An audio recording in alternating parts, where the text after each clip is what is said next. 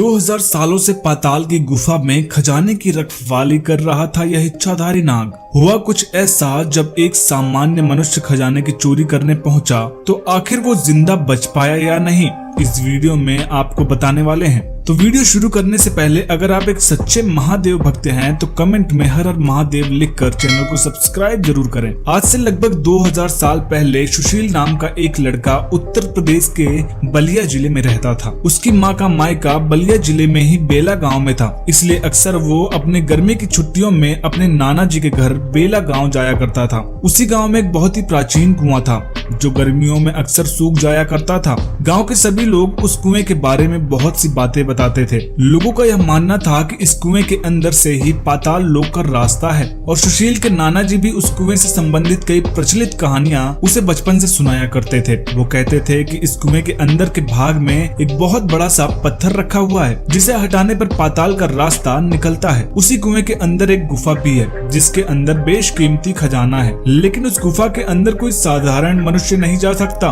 क्योंकि उसकी रक्षा स्वयं महादेव के दूत नागराज जी कर रहे हैं। धीरे धीरे समय के साथ सुशील बड़ा हो गया, लेकिन उसे उस गुफा के बारे में जानने की उत्सुकता अभी भी वैसी ही थी। वो उसके अंदर जाकर उस गुफा को देखना चाहता था। गर्मी की छुट्टियों में सुशील अपने परिवार के साथ बेला गांव अपने नाना जी के घर आया हुआ था। तभी उस समय उसके नाना जी का देहांत हो गया। एक दिन सुरेश उसी प्राचीन कुएं के पास गेंद खेल रहा था। तभी उसकी गेंद अचानक उस कुएं के अंदर गिर गई। उस कुएं के अंदर जाने के लिए सीढ़ियां लगी हुई थी। अपनी गेंद को निकालने के लिए सुशील सीढ़ियों के सहारे उस कुएं में जाने लगा। सुशील काफी अंदर जा चुका था, लेकिन उसे अंधेरे के सिवा उस कुएं में कुछ भी दिखाई नहीं दिया। अचानक सुशील का पैर सीढ़ियों से फिसल गया और वो जाकर एक पत्थर से जा टकराया। वो पत्थर देखने के बाद सुशील को अपने नाना की कही हुई बात याद आ रही थी। सुशील ने उस पत्थर को देखा तो उसके खुशी का कोई ठिकाना ही नहीं रहा। उस खजाने को प्राप्त करने का उसका लालच और भी ज्यादा बढ़ गया था। उसने बहुत परिश्रम करके आखिरकार उस पत्थर को हटा ही दिया। उसके अंदर एक बहुत लंबी सुरंग जा रही थी। उसने वहीं पर एक लकड़ी का इस्तेमाल करके मसाल बनाई, जिसे जलाकर वो सुरंग के अंदर चला गया। वो धीरे धीरे अंदर गहराई में जाता जा रहा था और अंत में वो उस गुफा के नजदीक पहुंच गया जिसकी कहानी वो बचपन में सुनता आ रहा था। उस गुफे का भयंकर स्वरूप देखकर सुरेश के पसीने छूट गए और वहां से भाग खड़ा हुआ। उसने पुनः वो पत्थर गुफा के द्वार पर लगा दिया, लेकिन उसने इस बात का जिक्र किसी से नहीं किया। सुशील के काफी रिसर्च करने के बाद उसे एक पेड़ के बारे में पता चला। अगर वो पेड़ किसी के पास हो तो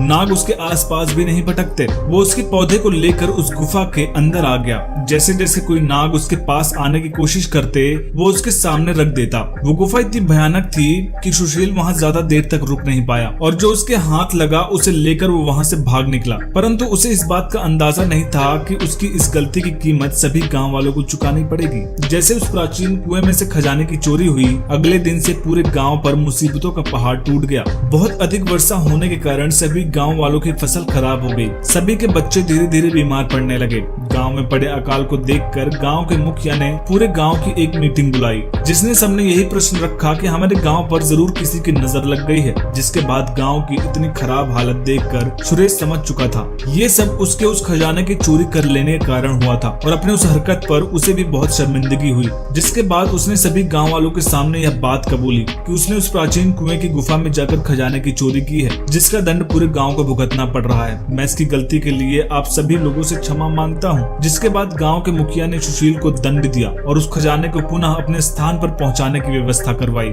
जिसके बाद उस गांव में एक बहुत ही सिद्धि प्राप्त बाबा को बुलाया गया और उस खजाने को गुफा में रखकर नाग देवता से माफी मांगी। फिर उस द्वार को हमेशा हमेशा के लिए बंद कर दिया गया, जिससे दोबारा कोई ऐसी हरकत ना कर सके। दोस्तों, इस घटना के बारे में आपका क्या मानना है कमेंट करके जरूर बताइए, और वीडियो अच्छी लगी हो तो लाइक करिए, शेयर करिए और चैनल को सब्सक्राइब करना मत भूलिए। हर हर महादेव।